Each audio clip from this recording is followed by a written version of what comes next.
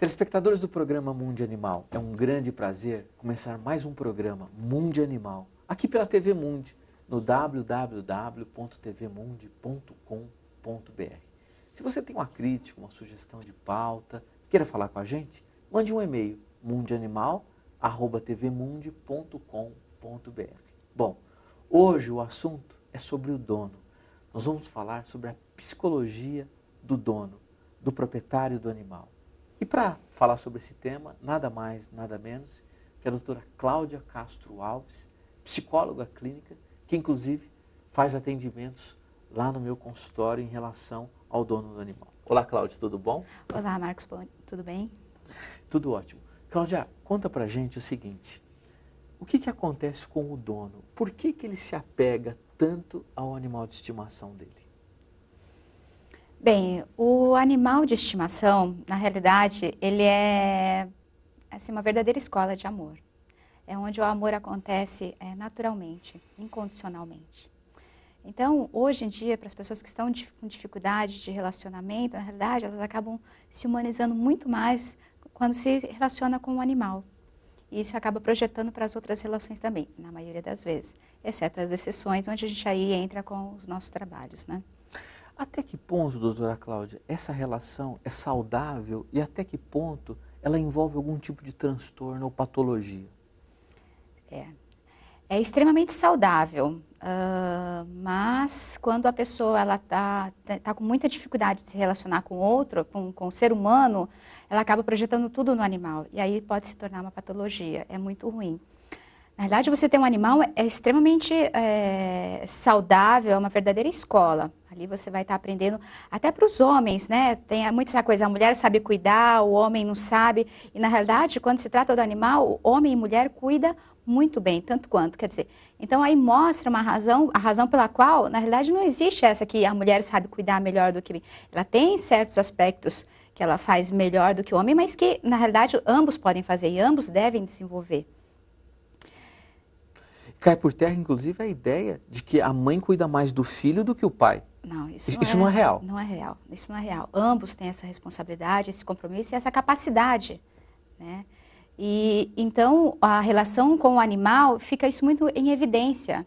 É importante você perceber agora, começar a observar o como você se relaciona com o animal, até consciência dessa relação com o animal para você levar isso para a tua vida. Né? Agora, quando fica muito focado, quando tudo é o animal, quer dizer, eles acabam se identificando de tal forma que assim, acaba desenvolvendo doenças, tanto para um quanto para outro, né? Tanto o animal quanto o proprietário do animal, ele acaba também desenvolvendo doenças, e aí é o caso da gente estar intermediando. E isso quem percebe muito é justamente os veterinários, né? Assim, vocês são verdadeiros psicólogos, na realidade. É verdade. Às vezes chega casais no consultório e falam assim, doutor, nós casamos agora, o mês passado, e decidimos que nós não vamos ter filho, compramos um cachorro e o senhor vai ser o nosso pediatra. Eu rezo, né, numa hora dessa. Falo, meu Deus, e agora? Tá errado, né? Tudo errado, né? Eles poderiam até ter o animal e pode até ter uma relação muito próxima, mas não a colocação do animal no lugar do filho. Exatamente. Isso é muito delicado, né? Não é esse o objetivo, pelo contrário, é como eu disse, você tem um animal, é uma verdadeira escola de amor, de relação, de cuidado, de parceria, né? Existem muitos casos onde o animal, ele salva as pessoas, a gente sabe disso, quer dizer, já estava lendo antes até para me preparar para essa entrevista, assim, situações onde a pessoa estava tentando, ela estava tão desesperada, ela queria se suicidar, e aí o cachorro ele ficou assim extremamente raivoso, né? E a pessoa não teve coragem de se suicidar, ela mudou, porque assim numa situação de muita depressão, o que desperta a pessoa é justamente uma situação de raiva de um outro elemento dentro da relação.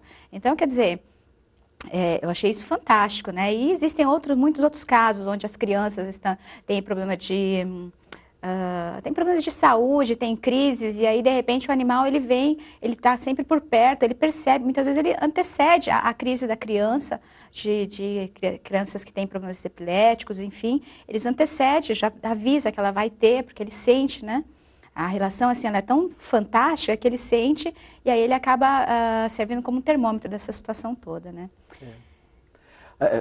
parafraseando Hipócrates, que dizia que a diferença do remédio e do veneno é a dose, isso também tem relação com o amor que as pessoas sentem com os animais, né? Quer dizer, uma relação sadia, ela pode se tornar uma relação doente em função do excesso, que inclusive não faz bem para ambos. Exatamente. Eu vejo no animal quanto essa relação é maléfica para ele. Para as pessoas também, né, doutor? Com certeza. É necessário ter um equilíbrio aí, né? A gente precisa estar equilibrando, se olhar o outro como uma lição mesmo e equilibrar a situação à medida do possível, né? Nem de mais, nem de menos. É o caminho do meio sempre, né? As pessoas, você falou do amor incondicional, né? Amor incondicional é amar sem condição, né? Você ter um animal é muito importante porque, muito diferente de uma companheira ou um companheiro que vai ter uma crítica em relação às suas atitudes. E o animal não tem. Exato. Ele aceita tudo. Exatamente. Será que é por isso que ele faz tanto sucesso? Com certeza. Com certeza. Justamente essa é a razão pela qual o animal, assim, é muito bem-vindo, né? Assim, as pessoas ficam muito satisfeitas, muito felizes, porque hoje em dia, ainda mais na situação do dia hoje em dia, que assim, todo mundo vive um estresse muito grande o tempo todo, não percebe o que está acontecendo, fica tudo no mental, no virtual. Então, quando passa para a relação com o animal, ali fica muito claro, né? Assim, a questão do afeto, que ele está sempre pronto para você. Ele está sempre disposto, está sempre alegre, ele não fica com essa, não fala, hoje eu não quero brincar com você, hoje eu não quero me relacionar com você. Não, ele está sempre aberto, ele está sempre disposto. Não tem a coisa do controle, né? Assim, o ser humano, ele quer controlar tudo. E aí é que ele provoca o próprio problema, né? Assim, não tem como a gente controlar o todo, a gente tem que deixar o outro. Quanto mais a gente deixa o outro funcionar naturalmente, mais a gente recebe dele. Né? E não o controle, você querer que a pessoa seja como você quer que ela seja, não é assim que funciona, não é isso as relações. Então, assim, por isso que eu vejo a relação com o animal uma verdadeira escola. Mas é uma escola que a gente tem que estar observando com consciência, para você realmente aprender com ele, né? Até para que seja uma relação sadia, né? Eu me lembro nesses 20 anos de consultório, me lembro de vários casos em que a mãe comprou, adquiriu um animal em função de uma orientação psicológica. Onde a criança tinha um grau de ansiedade, ou era agressiva, ou não estava indo bem nas notas lá da escola. E com a presença do animal, todos os casos, eu não me lembro de nenhum, em que a mãe não relatou melhora do comportamento da criança. Eu também creio nisso, e não só para a criança, né? Para o adulto também, nas duas situações. Né? É muito bom também, tanto para o adulto quanto para a criança, a gente ensinar que, por exemplo, no momento de estresse, no momento de ansiedade, quando ele está, assim, de muita aflição, de muita tristeza, ele, quando sai para uma atividade qualquer, que vai ser que provoca uma certa ansiedade para a criança ou para o adulto, lembrar do animal, no momento que está brincando. Isso, assim, tranquiliza à distância. É mesmo? Então, qualquer situação, você está com ansiedade, está com medo, está com estresse, lembra de uma situação que foi muito agradável com o seu animal. Isso também é super saudável, assim.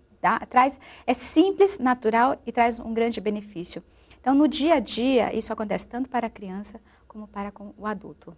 Então, se a gente for passar uma situação, digamos, mais aflitiva, basta pensar em momentos em que você está interagindo com o seu animal, você relaxa. Exatamente. Olha que grande dica. Não é? Simples, né? É simples assim. É simples assim. É simples assim.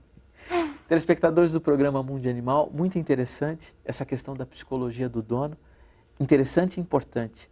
Tanto que a doutora Cláudia, ela faz lá os atendimentos lá no meu consultório, justamente em função dessa necessidade de uma abordagem feita por um profissional que, de fato, consegue lidar da forma como a doutora Cláudia ela lida com essa situação. Né? Muito interessante, inclusive. Bom, estamos concluindo o primeiro bloco. Doutora Cláudia, eu gostaria de fazer uma pergunta e depois, em seguida, a sua resposta para o segundo bloco. E com relação às perdas, né? Quando o animal morre, né? Aliás, essa é uma questão, um problema que o veterinário tem, né? Tem casos que a gente pensa assim, nossa, se morrer esse cachorro vai dar um problema danado, né? A gente às vezes fica mais preocupado com o dono do que com o animal. Gostaria de abordar esse assunto no próximo bloco.